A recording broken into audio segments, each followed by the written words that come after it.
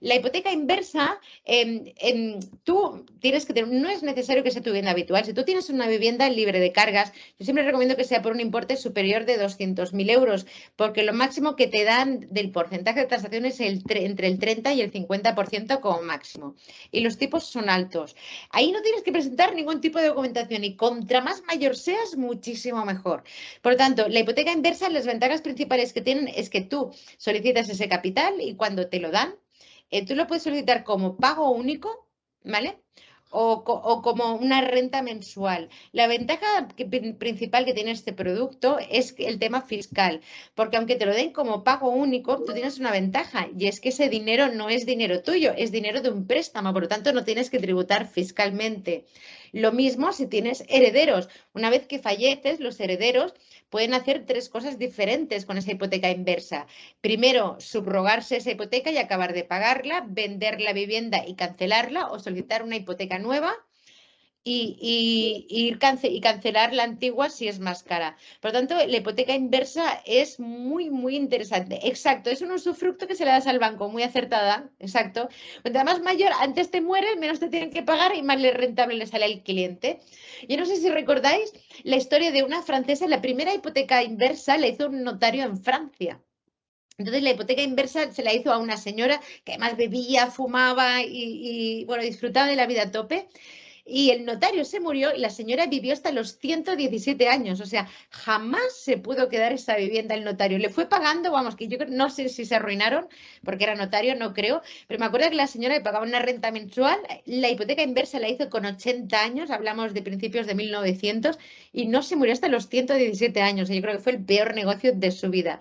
Pero sí, la hipoteca inversa, además, fijaos que en Reino Unido ya se firman 400.000 de forma anual. O sea, es un producto que ya está como muy familiarizado dentro de la banca. Es un producto financiero que lo trabajan muchísimo. Sí, sí, 17 años, pero en 1900, ¿eh? Y el señor que hizo la hipoteca inversa se murió mucho antes que ella y tuvo que seguir pagando a la mujer. Renta bien, chévere. Ostras, gracias, Ana. Puede ser, sí. Yo estuve a punto de hacer algo parecido en Francia. Había una persona mayor que pedía un porcentaje al mes hasta que muera. Y cuando esto sucede, el inmueble es tuyo. Esto sí se da, ¿cómo se llama en España? Sí que se da en España y se llama vivienda inversa. O sea, si tú la pides al banco, se llama hipoteca inversa. Si tú haces un contrato privado yo siempre recomiendo ante notario, con un particular, se llama vivienda inversa. Y precisamente este mediodía estaba hablando, ¿no? Precisamente en Telemadrid, ¿no? De qué opciones hay de comprar vivienda que no sea literalmente comprar vivienda y pedirse al banco. Teníamos el alquiler con opción a compra, el comprar como copropiedad, o sea, comprar entre 3 o 4 personas.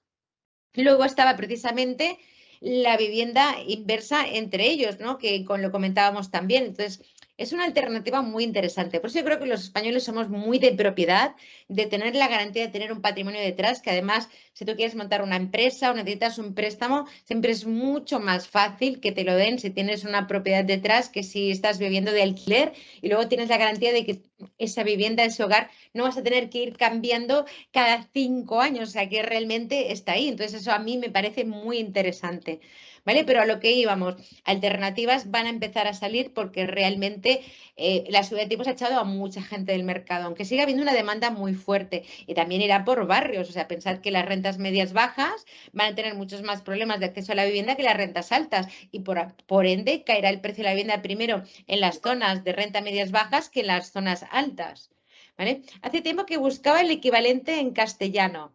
Ana, pues sí, viviendas si tú lo haces desde de particular a particular, se llama vivienda inversa, ¿vale? No sé si hay mucha información al respecto, pero bueno, te la puedo explicar porque hice un vídeo, tenéis un vídeo en mi canal de YouTube en The Gossip Banker, que además os lo puedo explicar ahora si queréis, en The Gossip Banker, que hablaba de la hipoteca inversa y vivienda inversa es lo mismo.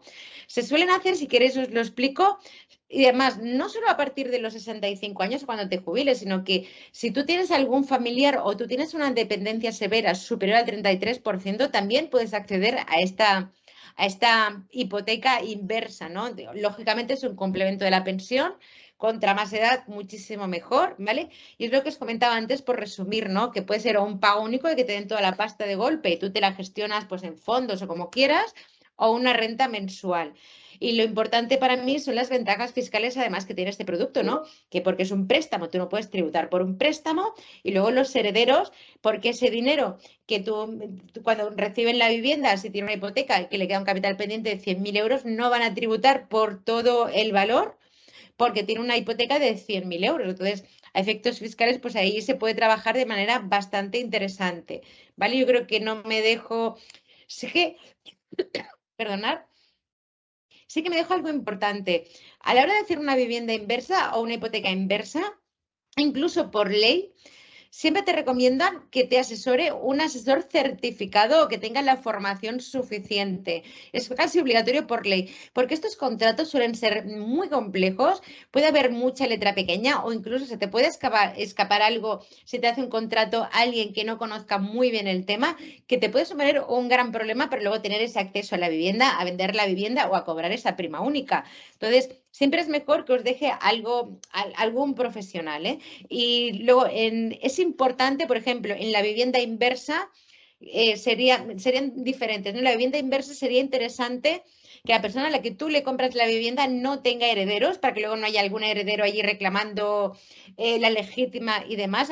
O sea, entonces el contrato tendría que estar muy bien estructurado y en la hipoteca inversa debe haber algún heredero. No hace falta que sea hijos, pero sí que debe haber un heredero legal para luego poder hacer la tramitación de la venta de ese inmueble. O sea, al fin y al cabo, podría ser un usufructo, pero no lo es del todo. O sea, alguien se tiene que quedar luego con la vivienda. O sea, tienes que cancelar esa hipoteca. Como explicaba antes, ya puede ser por venta, ya puede ser por subrogación o porque tú te llevas la hipoteca a otro banco, ¿vale? Entonces, esto sí que es interesante tenerlo. Hola, soy Will, formador en Culta.